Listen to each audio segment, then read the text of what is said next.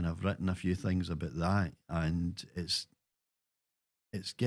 going to get much worse because in every country in the world, the majority of miscarriages of justice are generally based on mistaken witness testimony.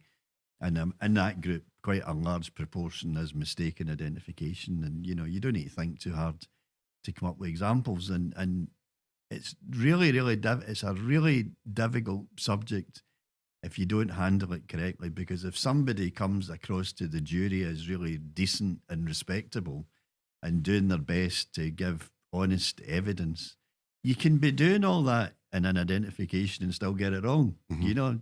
If somebody Aye. comes in and they're deliberately telling lies to try and get somebody done because they don't like him or they're falling out with him or something, usually with cross-examination, to some extent, that can be detected, where the jury are thinking, he seems to hate this guy, so maybe he would have a motive for misrepresenting the evidence.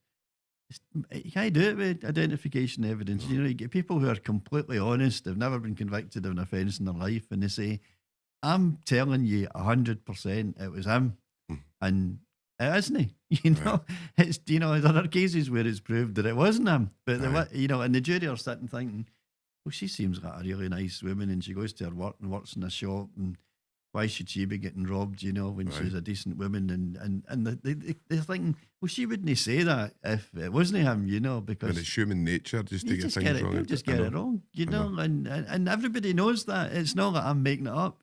You could go to any country in the world, and if they've had their miscarriages of justice based on wrongful identification. And in England, the response to it was they had the Devlin Committee, and they brought in PACE, which regulated identification parades and the showing of photographs and all that.